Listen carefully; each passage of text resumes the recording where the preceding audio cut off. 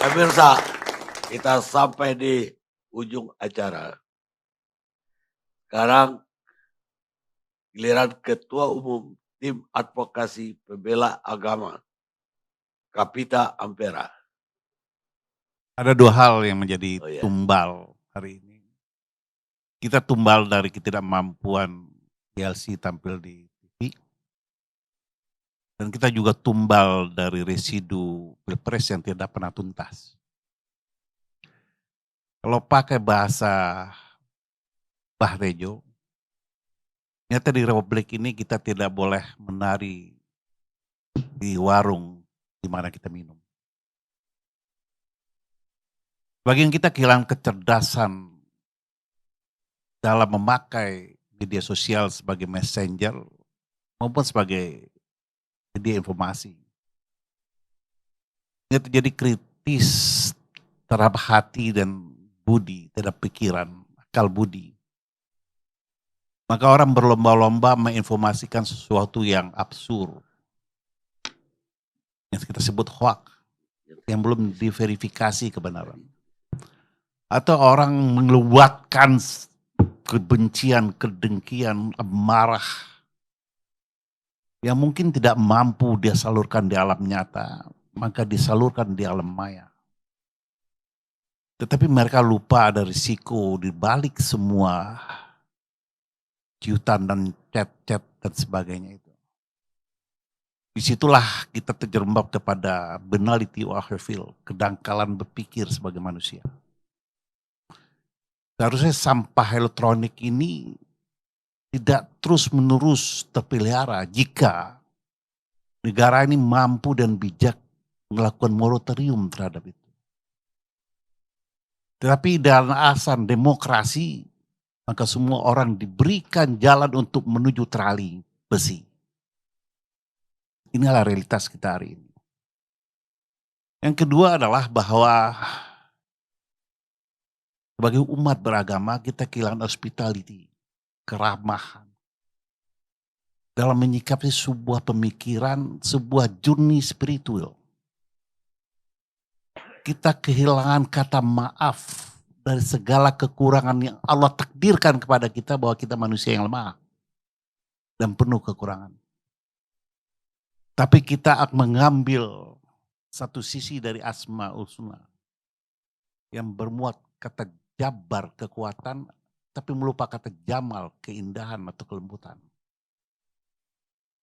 Kita bicara tentang kekuatan dan kita menyamakan diri kita bahwa kitalah Al-Gojo Allah di muka bumi. Sehingga jika ada orang salah, maka kita harus tebas. Dan itulah kepuasan yang direpresentasikan menjadi kepuasan Tuhan. Padahal itu kekeliruan, karena ajaran agama menyatakan menempatkan kata maaf itu adalah tempat yang paling tinggi yang rewardnya tidak bisa diukur, tak terhingga. Tapi kita melupakan itu. Kita bicara Islam, tapi kita melupakan guidance of Islami itu sebagai suatu pijakan kita berislam. Saya miris melihat ini semua. Tadinya saya juga marah kepada Ferdinand jika dia mengkooperatifkan Tuhan dia dalam agama yang berbeda dengan saya, dengan Tuhan saya. Tapi ketika dia mengatakan mualaf dan saya punya bukti kemualafan itu, saya terkejut, Bung. Bahwa ini dia berada dalam satu komunitas. Kalau dia bicara Allah dan saya bicara Allah, pasti Allah yang sama. Cuman dia mungkin lupa mana yang subjek, mana yang objek. Dia mungkin saja menyerang subjek yang mengatasnamakan Allah dalam pembelaan, melakukan kriminalitas atau melakukan deviasi atas nama Allah. Tapi dia justru menyerang objek, dia menyerang Allah, itu menjadi polemik. Tetapi apakah dia harus dibebankan sebuah kesalahan absolut? Islam mengajarkan harus memberikan ruang yang lebih besar. Seorang mu'alaf itu dihibur jiwanya, hatinya dengan diberikan zakat malahan. Meskipun dia orang kaya. Tetapi kita hari ini puas dengan menjadi kanibal untuk pangkas, memotong leher-leher kesalahan yang terucap lewat tangan-tangan hari ini. Itu yang terjadi realitas. Sementara hukum berkata lain sesungguhnya. Dalam internal criminal justice system, polisi dalam tanda kutip adalah pembantu dari kejaksaan. Karena semua penyelidikan dan penyidikan itu, penyidikan kepolisian harus dikonfirmasi oleh kehendak jaksa penuntut umum. Makanya ada bolak-balik berkas perkara karena belum sesuai dengan pikiran jaksa penuntut umum. Karena muara dari penyidikan itu ada pada otoritas kejaksaan yang dia tuangkan dalam dakwaan dan tuntutan. Jaksa Agung mengeluarkan surat keputusan Jaksa Agung nomor 15 tahun 2020. Bahwa kejaksaan melarang menuntut kecuali dengan 5 hal. Perbuatan makar, narkotik, lingkungan, kooperasi, ancaman minimal. Di luar itu bisa dilaksanakan restoratif justice.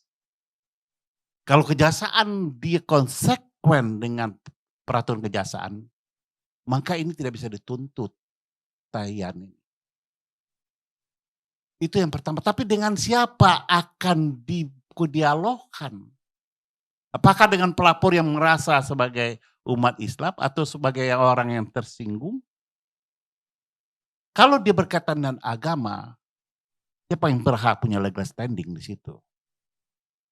Karena saya juga Islam tidak melaporkan apa-apa. Novel pernah mengatakan di dalam media bahwa saya haram jenazah saya disolatkan. Saya telepon dia, kita ketemu di Masjid Al-Ittihad. Lalu kita makan bersama. Saya dihina banyak orang, saya tidak laporkan. Karena itu bagian dari apresiasi dia menilai saya. Lalu bagaimana kalau dia berada di wilayah interpretatif? Apakah semuanya harus kita adili? Karena dia sangat subjektif. Itulah undang-undang dasar melindungi perbedaan itu, kebebasan pendapat itu. Tetapi kalau semua memanfaatkan panggung untuk memainkan tari-tari yang dia minum di tempat lain, maka apa yang katakan Novel tadi, berapa banyak selnya harus disiapkan untuk orang-orang yang menari ini. Kita kehilangan common sense sebagai bangsa. Akal sehat kita mati dan tumpul. Semua lembaga instrumen hukum akan diperalat untuk menghukum orang atas ketidaksetujuan kita, atas ketidaksamaan warna kita, atas ketidaksamaan pendapat kita. Lalu sampai kapan? Harusnya media-media seperti ini mencerahkan, bukan menyengsarakan.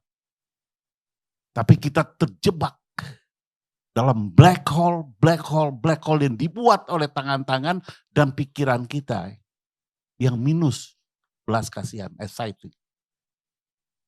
Lalu black hole yang bergerak menjadi big bang. Inilah kondisi kita. Orang tidak berjalan dan pikiran sendiri tentang mengenal Tuhannya sendiri. Baik, Pak Kapitra. Ya, sebenarnya Pak. Dan saya ingin mengajak kita bahwa apa yang ada hari ini menjadi cermin. Inilah carut marut kebangsaan yang terjadi sekarang. Terima kasih. Makin Karena itu memang digunakan. Anda bicara di DPR itu, Ya, bukan di sini. oke. Ini Maksud saya kita nggak punya kewenangan untuk nyabut di sini. Itu Ya. juga punya. enggak tadi. Nggak, saya ingin Nah. jelaskan. Itu undang-undang kaitannya dengan 160 pengasutan. Enggak, bukan. Tapi itu delik material betul. Tadi, Jadi ya, harus ya, ya. langsung Delik terjadi material. akibatnya.